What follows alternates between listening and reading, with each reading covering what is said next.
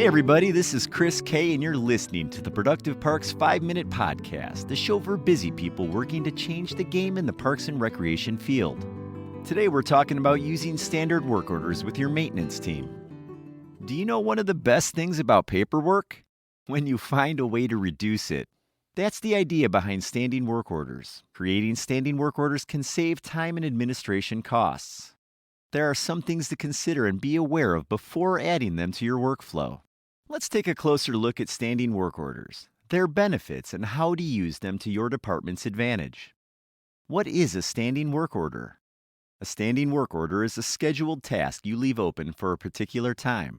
When a job in the standing work order gets completed, an update gets put in the work order, but it doesn't get closed. In contrast, a regular work order gets closed when the task or inspection is completed.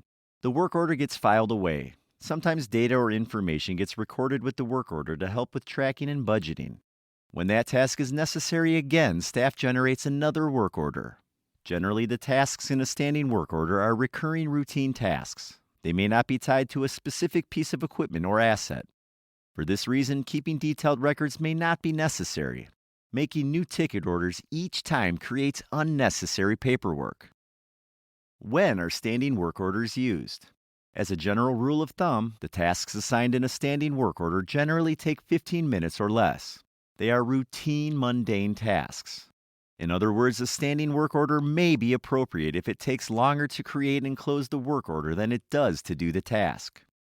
Examples of tasks in a standing work order include shop garage cleanup, checking tools or safety equipment, cleaning mowing equipment, trainings or meetings, setup and teardowns, minor less involved inspections like checking playgrounds or trails towards the end of the day.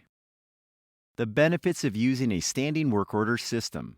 The obvious benefit is less paperwork. Also, less opening and closing work order tickets all the time. Fewer work orders means reduced administrative costs.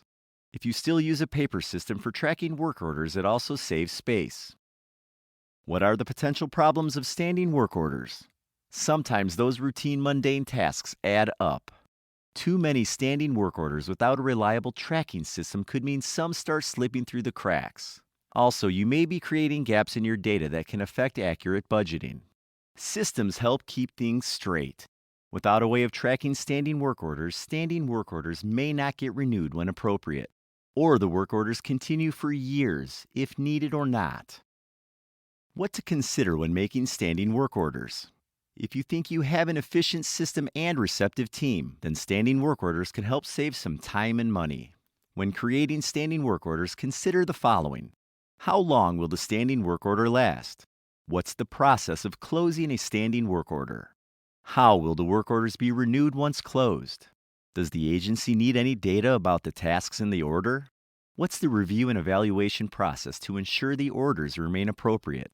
With the clear system, the standing work order should run smoothly and any data you need gets collected. Other ways to save on paperwork. Digital paper trails are easier to manage. Computerized maintenance management software CMMS helps organize, centralize, and automate task management, work order tracking, and more. Several types of CMMS software solutions are available with various features. Ultimately, a CMMS's goal is to make you and your team's lives easier, not create more headaches with complicated software. When you choose a CMMS, it's important to consider who created it and if they are familiar with your particular industry. Software developers that understand an industry's specific needs make a CMMS that's more intuitive in addressing those needs. For example, we at Productive Parks included a bucket task feature in the software. The feature addresses the issue that sometimes you may not know which staff are available for any given day in the future. Here's how it works. A maintenance manager or administrator creates a bucket task and gives it access to staff responsible for completing those types of tasks. The administrator also sets up a date when it needs to be completed. Now, any approved staff member given could pull and complete the bucket task when they have the time available.